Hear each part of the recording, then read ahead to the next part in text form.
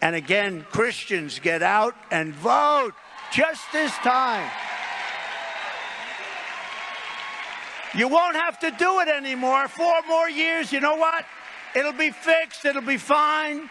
You won't have to vote anymore, my beautiful Christians. I love you, Christians. I'm a Christian. I love you. Get out. You got to get out and vote. In 4 years, you don't have to vote again. We'll have it fixed so good you're not going to have to vote.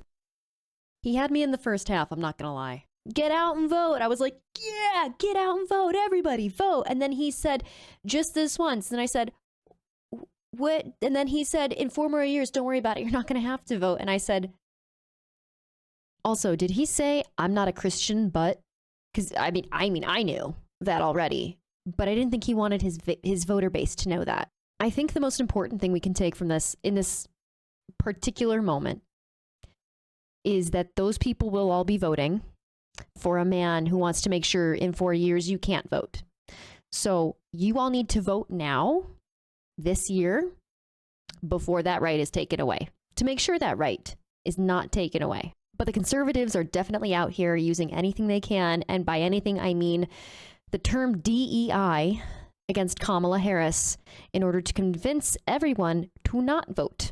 Because you don't want to vote for her, right? She's just a DEI hire. The only reason Kamala's in the White House is because of the DEI deal Biden cut with Bernie to seal the nomination. And of course, her whole history is DEI, diversity, exclusion, and equity. Intellectually, just really kind of the bottom of the barrel. I think she was a DEI hire. She would be the queen of DEI if she were elected. She is DEI. Are you suggesting she was a DEI hire? 100%. She was a DEI hire. Do you know how beyond insulting it is to hear a bunch of different media voices say that the only reason you achieved anything in life is because it was handed to you because of diversity, equity, and inclusion? Not because you worked hard for it, not because you're intelligent, not because you deserve to be there, but just because it was handed to you. It's wild.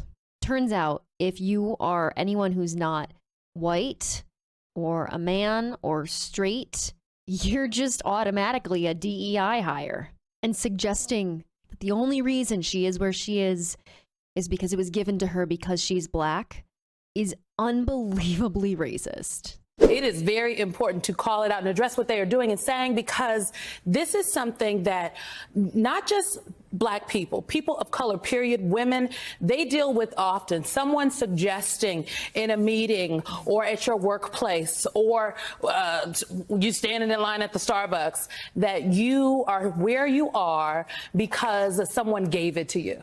This DEI talking point has gotten so bad that the GOP is telling the GOP to stop. These racially charged comments have gotten so bad that House Republican leadership has stepped forward to tell its own members to basically knock it off and instead focus on Vice President Harris's record and not on her race and gender.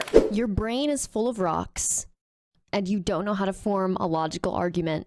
If your only argument is that, well, but she's a woman and she's black.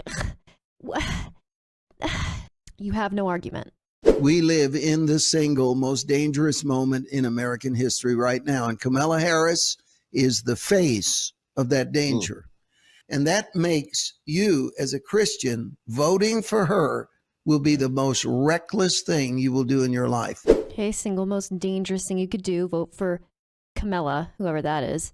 So, okay, maybe he's gonna list some policies. Maybe he's gonna list some things that she stands for, some policies that she has historically put into place that he thinks are dangerous. They needed someone devoid of anything that could possibly get in the way of their agenda, and they found her. And that's why demonic power is at work, and that's why God spared Trump's life for such a time as this. But he needs another miracle. I believe he's going to get it, but he needs it. There's something, and I have to say it has to only be demonic, is the word, the fog that comes over Americans that get caught up in other narratives. Because if you're not really rooted and grounded in truth, then you get sucked into the vortex of whatever the world, whatever voice is dominating the atmosphere. You know, it's ironic that he says that. at the same time that he's trying to convince all of his viewers that Kamala is a demonic energy that God needs to defeat. You know, the Christian God from his book club that he goes to every Sunday. That's rooted in truth. But you know what's even more rooted in truth? This analogy that he's about to use. And I'm concerned it's going to be LGBTQ, diversity, and Black Lives Matter. And it's these two. It's like Frodo was hit with the witch blade at Weathertop, and the two sides of the blade, in this case, are going to be racism and sexual perversion, boom, to pierce the heart of the vulnerable American who doesn't want to fight those battles. Yes. The two main forces of evil that Tolkien created. The gays and the not whites. How dare he use Lord of the Rings to vilify gay people and people of color? If you vote for Kamala, the gays of color are going to stab Frodo with It's so good, I can't even get through the bit. I can't even get through that bit for you. SNL could never. And not to nitpick, but Frodo was stabbed by the Witch King of Angmar. It wasn't called a witch blade. It's a Morgul knife. If you're gonna be a nerd, you need to do it the right way. Thank you so much for watching. If you want to check out some of my content that isn't news related, you can check out my personal YouTube channel at Bad Gamer Wyatt. And until then, I'll see you in the next video. Thank you.